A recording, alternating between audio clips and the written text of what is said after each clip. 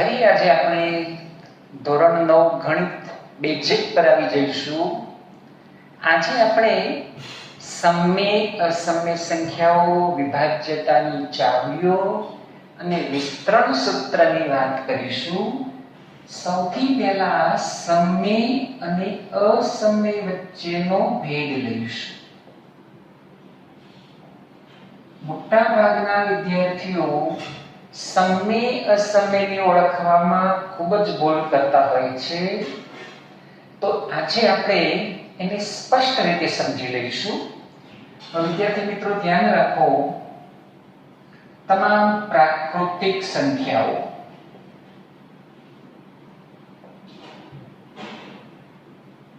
એટલે કે ધન પૂર્ણાંક,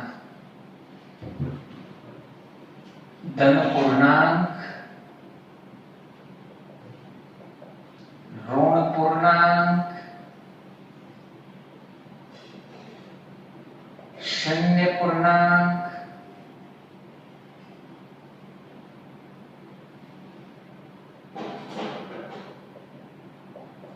ધન અપૂર્ણાંક,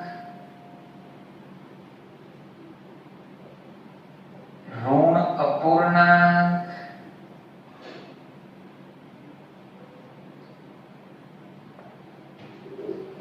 ત્યાર પછી દશાંશ સ્વરૂપ, શાંત દશાંશ,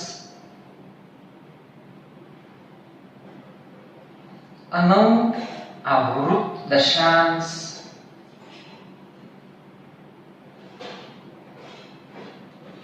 આ તમામ સંખ્યાઓને આપણે સમય સંખ્યાઓ કહીશું. તમામ ધન પૂર્ણાંક, ઋણ પૂર્ણાંક, શૂન્ય પૂર્ણાંક, ધન પૂર્ણાંક, ઋણ અપૂર્ણાંક, શાંત દશાંશ, અનંત આવૃત દશાંશ સંખ્યાઓ, આ બધી જ સંખ્યાઓ સમય સંખ્યાઓ છે. અને સમય સંખ્યાઓને આપણે ક્યુ ગણ તરીકે લઈશું. તો પછી અસમય સંખ્યાઓ કઈ?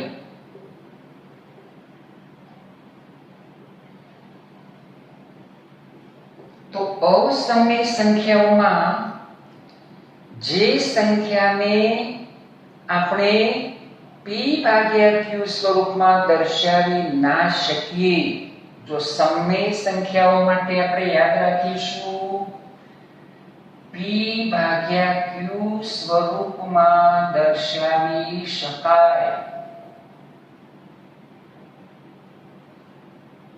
જ્યાં શરત Q, P અને Q બંને P, Q belongs to Z, પણ Q પાછો 0 હોવો જોઈએ નહીં, છેદ 0 ન હોય. તો જે સંખ્યાને p/q સ્વરૂપમાં દર્શાવી શકીએ તે સમય છે. 0 તો 0 ના છેદમાં 1 લખી શકો, 1 તો 1 ના છેદમાં 1 લખી શકો, -2 તો -2 ના છેદમાં 1 લખી શકો. એ બધી જ સમય સંખ્યાઓ છે. પણ જે સંખ્યાઓને p/q સ્વરૂપમાં દર્શાવી ના શકાય, p/q સ્વરૂપમાં દર્શાવી ન શકાય, એ શરત ખરી, તેને અસમય સંખ્યા કહે છે. અને અસમય સંખ્યાને આપણે q બાર વડે દર્શાવીશું. અહીં વિદ્યાર્થી મિત્રો p/q સ્વરૂપમાં દર્શાવી ન શકાય એટલે શું? તો અહીં આપણે ફરી પાછા યાદ રાખીશું કે અહીં આપણે અનંત આવૃત દશાંશ આપેલું છે. દાખલા તરીકે 1 ને આપણે 3 વડે ભાગીશું, તો 1 ને 3 વડે ભાગવા હોય તો અહીં આપણે 3 તરી 9, 1 વચ્ચે 3 તરી 9, આમ આનો કોઈ અંત નહીં આવે. એટલે 1/3 બરાબર 0.33 અનંત સુધી આવશે. તો 1/3 બરાબર 0.3 ની ઉપર 12. આ અનંત આવૃત કહેવાય. કોઈ ચોક્કસ અંકનું જ પુનરાવર્તન થતું હોય અથવા ચોક્કસ ક્રમમાં આવેલા અંક પુનરાવર્તિત થતા હોય એ અનંત આવૃત દશાંશ છે અને તેને આપણે સમય સંખ્યા તરીકે ઓળખીશું. પરંતુ જે સંખ્યાના ચોક્કસ અંકો રિપીટ ના થતા હોય, દાખલા તરીકે 0.110 પછી આ રીતે હોય તો આમાં કોઈ ચોક્કસ અંકોનું રિપીટેશન થતું નથી. આ કેવી કહેવાશે? અનંત અનાવૃત દશાંશ સંખ્યા. અનંત અનાવૃત દશાંશ સંખ્યા. આ અનંત અનાવૃત એ અસમય સંખ્યા છે. એ સિવાય તમે શોર્ટમાં આટલું યાદ રાખો, જે સંખ્યાનું મૂળ એટલે વર્ગમૂળ, ઘનમૂળ, ચતુર્થમૂળ, પંચમૂળ વગેરે. વર્ગમૂળ, ઘનમૂળ, ચતુર્થમૂળ, પંચમૂળ વગેરે પૂર્ણાંકમાં ન મળે તે અસમય. ચાલો, તમને એવું કહેવામાં આવે √2 તો કેવી સંખ્યા કહેવાશે? અસમય છે. √2 ને અસમય સંખ્યા તરીકે લેવાય છે. 2 નું વર્ગમૂળ આપણે શોધવાનો પ્રયત્ન કરીશું તો ચોક્કસ અંકોનું પુનરાવર્તન નહીં થાય, આનો અંત નહીં આવે, માટે તે અસમય સંખ્યા છે. √16/3 તો આને આપણે કેવી કહીશું? સમય, કારણ કે √16 એટલે 4. પરંતુ જો આ રીતે આપણે લઈએ તો કેવી સંખ્યા કહેવાશે? અસમય. તો અસમયમાં વર્ગમૂળ, ઘનમૂળ, ચતુર્થમૂળ, પંચમૂળ વગેરે પૂર્ણાંકમાં મળશે નહીં. ચાલો એક ઉદાહરણ લઈએ પાછું. 3 નો વર્ગ, 4 નો વર્ગ. તો અહીં વિદ્યાર્થી મિત્રો તમે જુઓ, 3 નો વર્ગ 9, 4 નો વર્ગ 16, 16 ને 9 25 અને 25 નું વર્ગમૂળ 5. એટલે આ સંખ્યા કેવી કહેવાશે? સમય. તો હવે તમારે અસમયને જ યાદ રાખવાની છે, બાકી બધી સમય. અસમયમાં યાદ રાખવા માટે વર્ગમૂળ, ઘનમૂળ, ચતુર્થમૂળ, પંચમૂળ તેમજ જે અનંત અનાવૃત હોય એવી સંખ્યાઓ અસમય સંખ્યાઓ કહેવાય છે. બાકીની તમામ સમય સંખ્યાઓ છે. પ્રાકૃતિક સંખ્યા ગણ, પૂર્ણ સંખ્યા ગણ, પૂર્ણાંક સંખ્યા ગણ, યુગ્મ સંખ્યા ગણ, અયુગ્મ સંખ્યા ગણ, વિભાજ્ય સંખ્યા ગણ, અવિભાજ્ય સંખ્યા ગણ, સમય સંખ્યા ગણ, આ બધી જ સમય સંખ્યાઓ છે. અસમયમાં આપણે યાદ રાખીશું અનંત અનાવૃત, જેના વર્ગમૂળ, ઘનમૂળ, ચતુર્થમૂળ પૂર્ણાંકમાં મળે નહીં તેવી સંખ્યાઓ અસમય સંખ્યાઓ કહેવાશે. અસમય સંખ્યાઓ અને સમય સંખ્યાઓ આ બંનેનું ટોટલ એટલે વાસ્તવિક સંખ્યા ગણ, જેને આપણે રિયલ નંબર તરીકે ઓળખીશું. તો સમય અને અસમય આ બંનેનું ટોટલ એટલે વાસ્તવિક સંખ્યા ગણ. અહીં વિદ્યાર્થી મિત્રો તમને આ રીતે પૂછે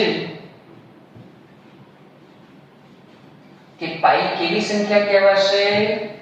તો પાઈ તમે અસમય સંખ્યા કહેશો. પાઈ અસમય સંખ્યા છે.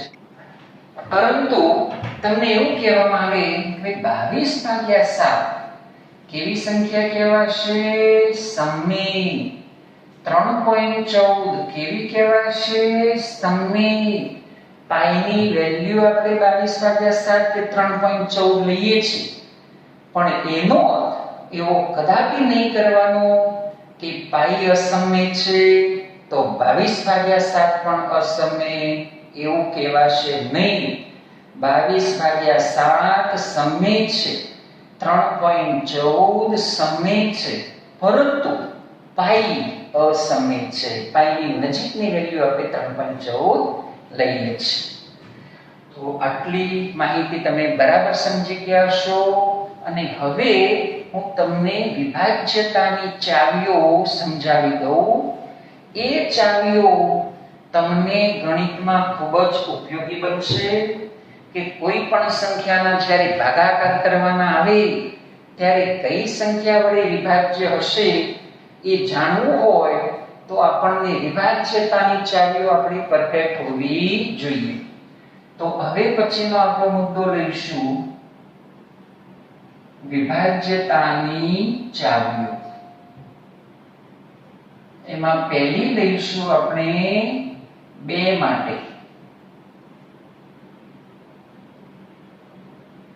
કોઈ પણ સંખ્યાને 2 વડે નિશેષ ક્યારે ભાગી શકાય? તો જે સંખ્યાનો એકમનો અંક 0, 2, 4, 6 કે 8 હોય તેને 2 વડે નિશેષ ભાગી શકાય. ચાલો આનું ઉદાહરણ આપણે લઈએ. દાખલા તરીકે 48, 24. તો અહીં તમે જુઓ કે એકમ 4 છે. આ સંખ્યાને આપણે 2 વડે ભાગી શકીશું. ચાલો બીજું ઉદાહરણ લઈએ 3 માટે. કોઈ પણ સંખ્યાને 3 વડે નિશેષ ક્યારે ભાગી શકાય? તો જે સંખ્યાના અંકોના સરવાળાને 3 વડે ભાગી શકાય તે સંખ્યાને 3 વડે નિશેષ ભાગી શકાય. જે સંખ્યાના અંકોના સરવાળાને 3 વડે નિશેષ ભાગી શકાય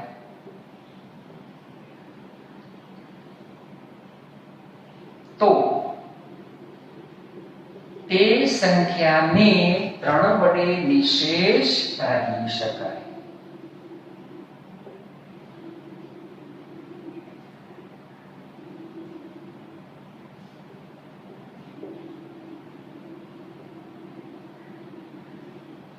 ચાલો એક ઉદાહરણ લઈએ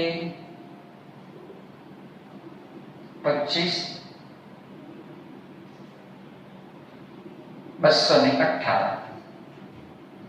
આનો સરવાળો કરીએ 8, 2, 10 ને 5, 15. 15 ને આપણે 3 વડે ભાગી શકીએ છીએ. માટે આ સંખ્યાને 3 વડે નિશેષ ભાગી શકીશું. જો એ કેટલા વડે ભાગ ચલાવીશું? 8 તરી 24, 1 વધશે 6 તરી 18. તો આ જે ચાવી થી આપણી 3 માટે. હવે લઈશું 4 માટે. કે કોઈ પણ સંખ્યાને 4 વડે નિશેષ ક્યારે ભાગી શકાય? તો જે સંખ્યાના છેલ્લા 2 અંકોને જો 4 વડે ભાગી શકાય તો આખી સંખ્યાને 4 વડે નિશેષ ભાગી શકાય. જે સંખ્યાના છેલ્લા 2 અંકોને 4 વડે નિશેષ ભાગી શકાય તો તે સંખ્યાને 4 વડે ભાગી શકાય. એ આખી સંખ્યાને આપણે 4 વડે નિશેષ ભાગી શકીશું. ચાલો ઉદાહરણ આપણે આ જ લઈએ 48, 24.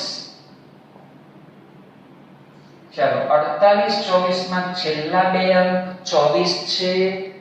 24 ને 4 વડે ભાગી શકીએ છીએ તો આખી સંખ્યાને આપણે 4 વડે ભાગી શકીશું. 4 એકા 4, 4 દુ 8, અહીં ભાગ ચાલશે નહીં. 6 ચોક 24. તો અહીં આપણને 1206 મળશે. તો આખી સંખ્યાના 4 વડે નિશેષ ભાગી શકાય એના માટે છેલ્લા બે અંકોને 4 વડે ભાગી શકાતા હોવા જોઈએ. એના પછી આપણે 5 માટે લઈશું. જે સંખ્યાનો એકમ 0 કે 5 હોય તે સંખ્યાને 5 વડે નિશેષ ભાગી શકાય. જે સંખ્યાનો એકમનો અંક 0 કે 5 હોય તે સંખ્યાને 5 વડે નિશેષ ભાગી શકાય. આપણે એક ઉદાહરણ લઈ લઈએ. દાખલા તરીકે 52 આ સંખ્યામાં તમે જુઓ કે એકમ 0 છે, તો આપણે એને 5 વડે ભાગવાનો પ્રયત્ન કરીશું. 5 એકા 5, ભાગ ચાલશે નહીં. 5 5 25, એક વધશે, 5 દુ 10. બરાબર, તો 1052 આવશે. તો જે સંખ્યાનો એકમનો અંક 0 હોય અથવા 5 હોય તે સંખ્યાને 5 વડે નિશેષ ભાગી શકાય. અને હવે આપણે 6 માટે લઈશું. 5 પછી 6 માટે.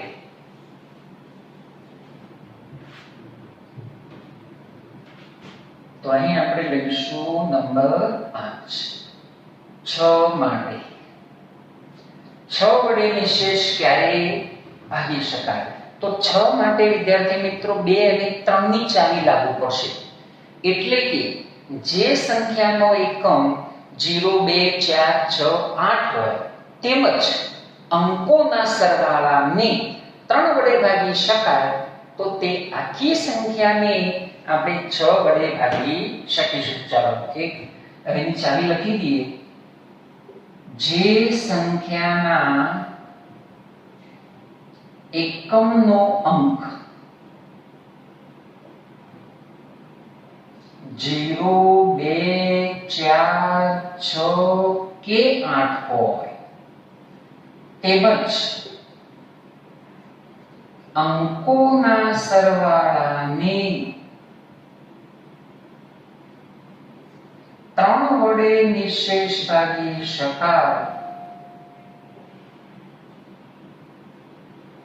તો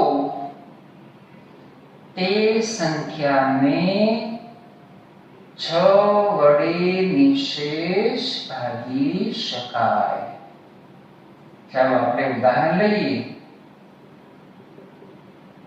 ઉદાહરણ 18 56.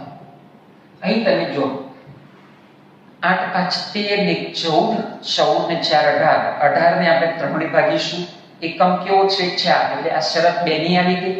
2 અને 3 બંનેની શરત આની અંદર આવી ગઈ. આને આપણે 3 વડે ભાગી શકીશું. 6 તરી 18, 3 એકા 3, 8 તરી 24. તો આ જે થઈ ગઈ એ 6 માટેની ચાવી. હવે આપણે લઈશું 7 ની ચાવી.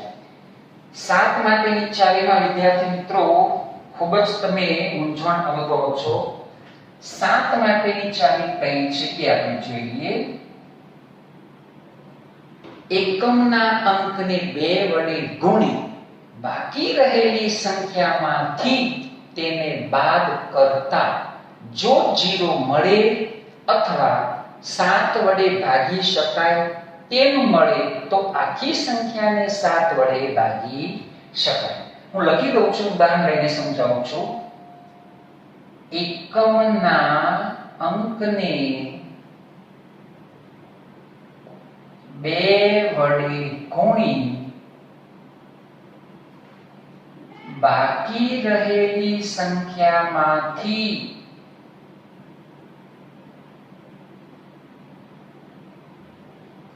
આ પરિણામ બાદ કરતા જો શૂન્ય મળે કે 7 નો ગુણક એટલે 7 વડે વિભાગી શકાય તેમ મળે, 7 વડે વિભાજ્ય મળે, તે સંખ્યાને 7 વડે નિશેષ ભાગી શકાય. ચાલો આપણે ઉદાહરણ લઈએ. 1001. અહીં તમે જો એકમ કેટલો છે? 1. એકમનો અંક 1 છે. 1 ને આપણે 2 વડે ગુણીશું, 2 થશે. બાકી સંખ્યા કેટલી છે? 100. 100 માંથી 2 કાઢો, 98. 98 ને 7 વડે આપણે ભાગી શકીશું. આખી સંખ્યાને 7 વડે ભાગાશે. ચાલો આપણે ભાગી દઈએ. 7 એકા 7, 3 વધશે, 7 4 28, 2 વધશે, 7 તરી 21. તો વિદ્યાર્થી મિત્રો આ ચાલી થશે 7